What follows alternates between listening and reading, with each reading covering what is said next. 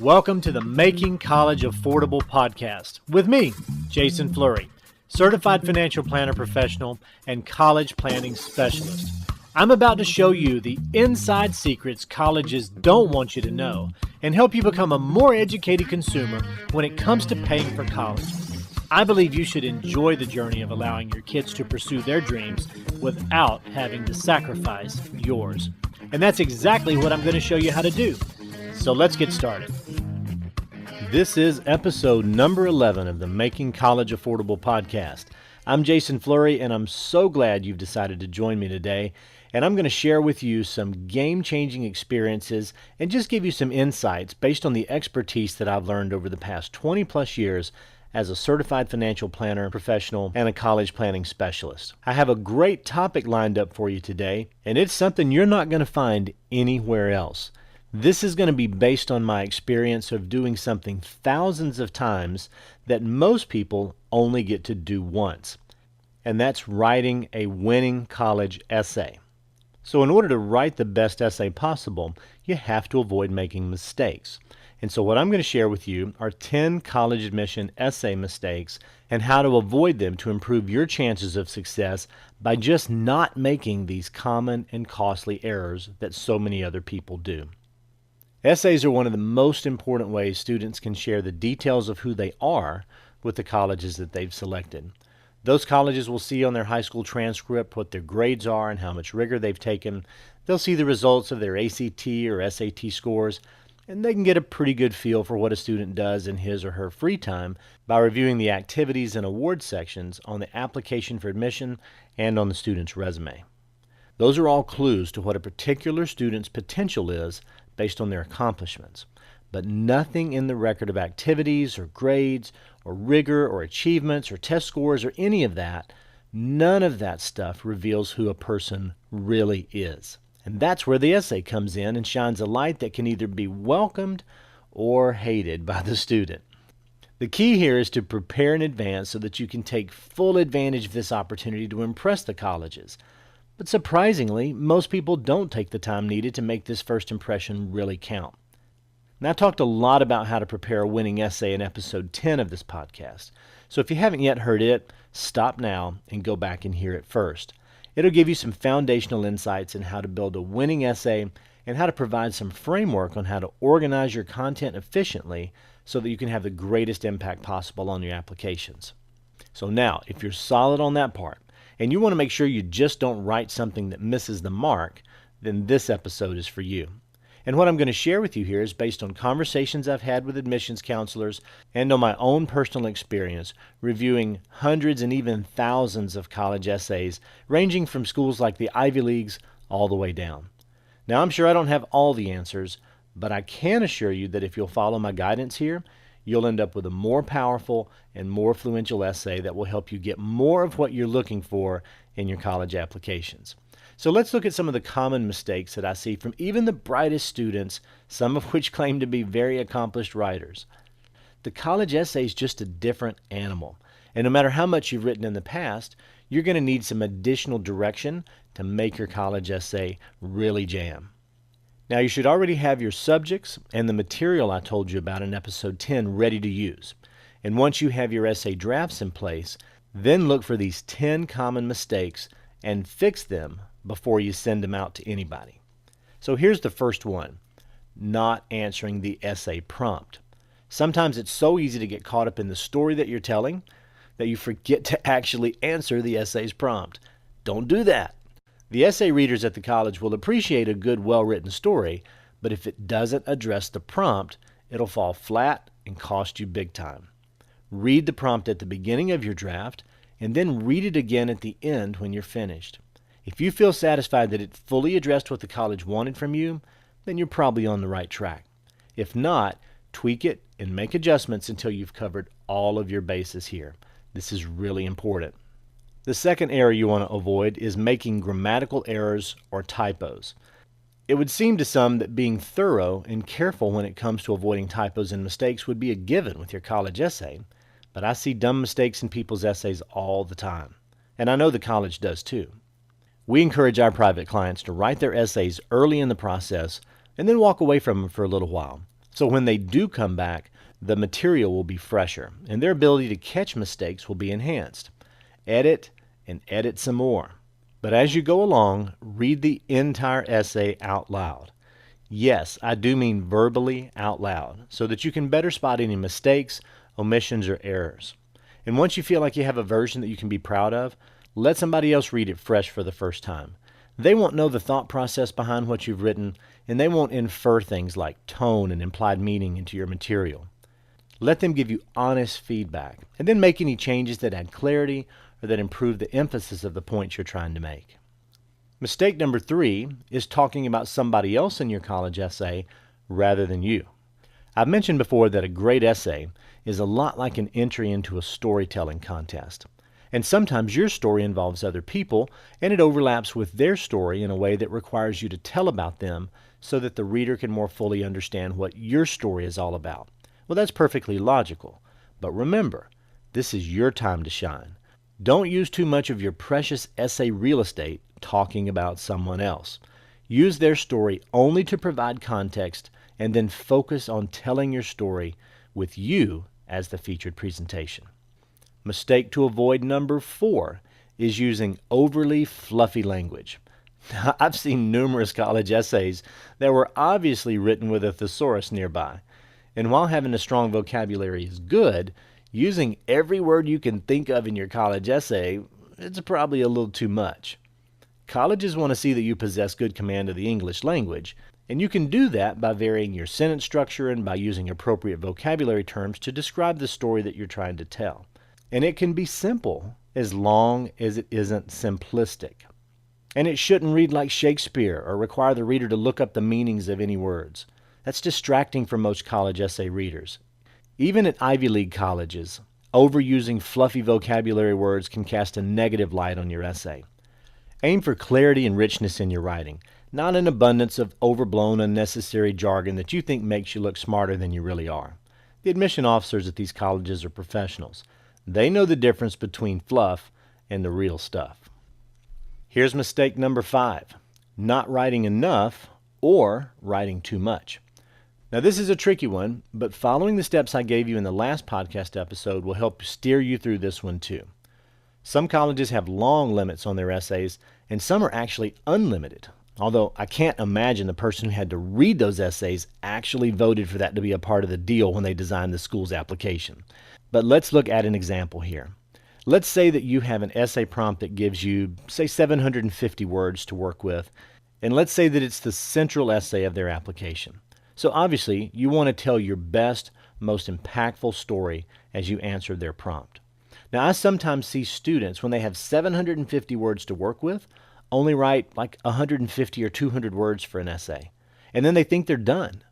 Now, while you can say some very meaningful things in shorter essays, don't be too tempted to cut things off too soon. You need to expand your story and go deeper while you have the chance. You may also be able to tie in 2 stories with similar or complementary themes for those longer essays, especially if they don't give you opportunities to share that information anywhere else in their application. On the other hand, don't feel like you have to keep writing just because you have space left.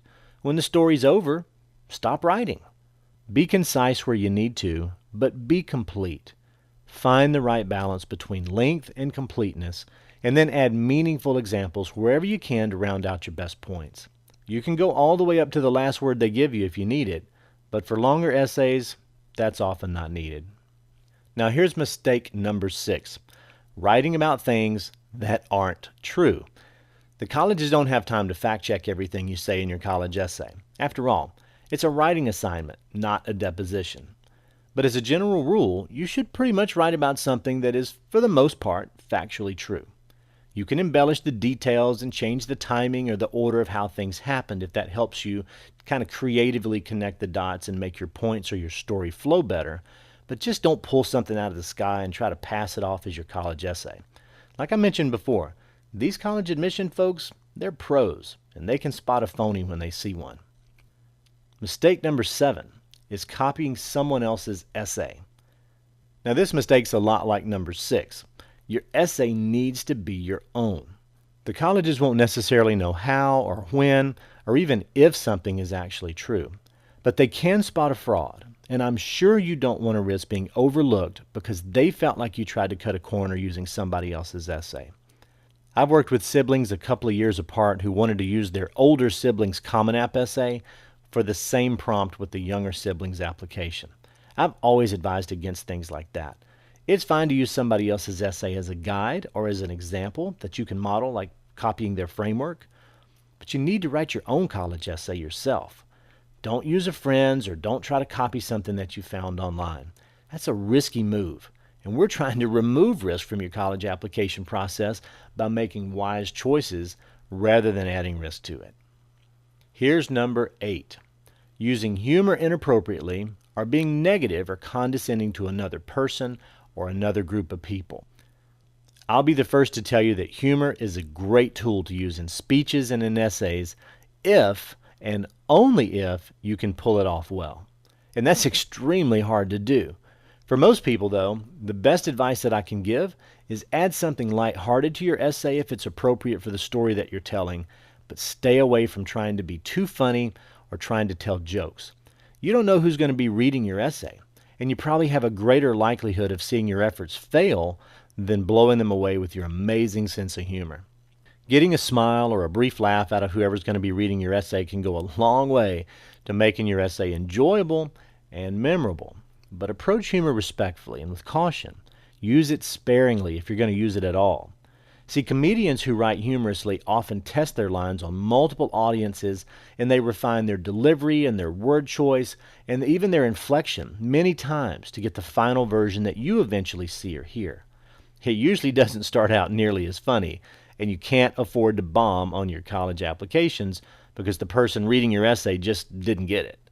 The same goes for any kind of sarcastic or snide remarks about broad groups of people or about any one person individually, whether it's blatant or otherwise. If you have to write about something negative or a negative experience to answer the college's essay prompt, well, tread lightly and spin the story in a positive light to reflect something affirmative about you. As you know, it's always better to take the high road, especially if you have to put something in writing. This definitely goes for your college essays too. Mistake number 9 for college essays is being vague or being too general. Most top students have a pretty impressive list of accomplishments, but they may have never had an opportunity to really talk about them very much. So they cut their teeth on telling their story with their college applications, and with everything riding on their ability to do a good job. Now, that's not entirely their fault, but in order to accurately share the essence of what has really made them excel and rise to the top, they have to be able to share specific details about themselves and about their accomplishments in a way that sounds natural and that is convincing. Listing a bunch of I'm this and I'm that, all that kind of stuff, it doesn't work. And saying things like, I've learned many things over the years as a volunteer in my community, they're just too vague to make any kind of impact. Whenever I see something like that, I always write or ask, like what? Show me specifics. Give me an example. So take the sentence, I've learned many things over the years as a volunteer in my community, and make it more specific by saying something like, serving hundreds of underprivileged people in my community has been a life-changing experience for me because meeting the needs of others has helped me become more compassionate, more generous, and more thankful for the blessings and opportunities that I'm so fortunate to have. Do you see the difference? Saying that you've learned many things means nothing, but taking the specific approach I'm giving you says so much more. It says that you volunteer to help people who are struggling. It implies that you're a dedicated person because you probably didn't reach that many people with just 1 or 2 visits to a homeless shelter. It says you're a compassionate, sensitive person who's thankful, generous, and mature enough to be aware of how good you have it compared to others who aren't as fortunate as you. There's a lot in that second sentence, and it's exactly the kind of stuff that you want to have in your college essay. Be very specific, because the colleges are choosing specifically which students that they want to add to their class for next year. Taking this approach will definitely help you be one of them. And finally, here's mistake number 10 that you want to avoid with your college essays: not doing your homework to know what the college is looking for in an ideal candidate. Now, the very first episode I did of this podcast talked about selecting colleges based on what you wanted and then discovering what they wanted from you in return. If you start your college search this way, you'll end up with colleges that are a good fit for you. and then you can find out what they want and reverse engineer yourself to be a perfect fit for them too. This is helpful information to have when you're writing your college essay, because then you can tailor your message to speak their love language and naturally get better results than if you only talk about what you want from your college experience. Know what you want for sure, but explain things in a way that each college will appreciate so that they'll want to give you the chance to get all of those things that you want. Let me give you a quick example of what I'm talking about so you can see how it works. So let's say that you want a college that has a strong academic reputation, and let's say that this particular college really values academics and extracurricular activities from their ideal applicants. So instead of saying in your essay that it's really important to you that you get a good education so that you can get a good job after college, which is ultimately what your goal is, you can say something like, "My extensive experience in a variety of challenging extracurricular activities has not only helped me learn how to communicate better and improve my time management skills, it's also helped me earn higher grades and tackle hard assignments with a greater sense of confidence." Now that's a lot different than just talking about what you want from them, isn't it? And it doesn't have to be exactly like this, but think about it. The student wants a good education so that he can get a good job after college. Going to that college would definitely help him get to where he wants to go, but the college has to give him that opportunity first. So what's the college looking for? They're looking for a person with good activities and with a strong academic history, right?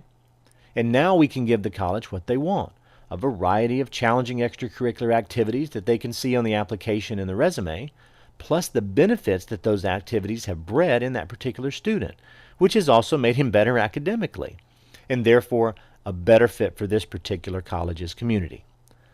Would you think that excelling in a variety of challenging activities, plus having good communication and time management skills, plus demonstrating a confidence to overcome challenges would help a person be a good candidate to get a good job after college? Well, of course, but it also makes him a good candidate to get into that college that will help him get a good interview opportunity after college too. And it starts with an approach that meets the college's needs while showcasing your strengths in the process. Make sense? Let me say this in closing. There are a lot of people trying to advise students and their families for college, and almost everybody gives different versions of the same advice, especially when it comes to admissions. Pick good colleges, apply early, and look around for scholarship opportunities. Now that's all good, but it's not what I've shared with you here today. What I've shared with you today are real insights, and the only way you can get these kinds of proven insights is to get them from an experienced college planning specialist. And that's why I'm sharing them with you here now, so that you'll have a fighting chance to beat the colleges at their own game. Based on my experience, it's very unlikely that you'll ever hear this kind of advice from anybody else but me. And that's because other advisors either don't know about what I've taught you today, or because they underestimate the power having a strong, well-designed college essay has in helping you reach your goals. It can make all the difference for you, and I'm glad that you've had a chance to hear about it now. If you'd like to know more about how different college planners stack up and better determine which kind of college planner you should work with to get the results that your family wants, you can download a free report on my website, mycollegeplanners.com/free report. It'll show you which type of advisor is right for different types of situations and help you clarify what level of service you need for your family too. It's totally free, and I think it will definitely help you. So check it out at mycollegeplanners.com/free report. Well, we've covered a lot of ground on essays during these last couple of episodes. And in the next episode, I'm going to talk about how to get great recommendations that will further enhance your ability to succeed as you're trying to get into the colleges of your dreams. I'm super excited to be able to share that with you in next week's episode, so be looking for that. I hope what I've shared with you today has been helpful, and I can't wait to see you again next time. I hope you've enjoyed and benefited from today's show. If you like what you've heard, please give us a good rating wherever you get your podcasts and share us with your friends. Also, if you have any specific questions or comments about anything we've covered today, email those questions to podcast@mycollegeplanners.com. You can also visit our website at mycollegeplanners.com to get personalized recommendations on how to make college more affordable and learn how working with a college planning specialist can improve your life. Thanks again for listening today. I look forward to seeing you again soon.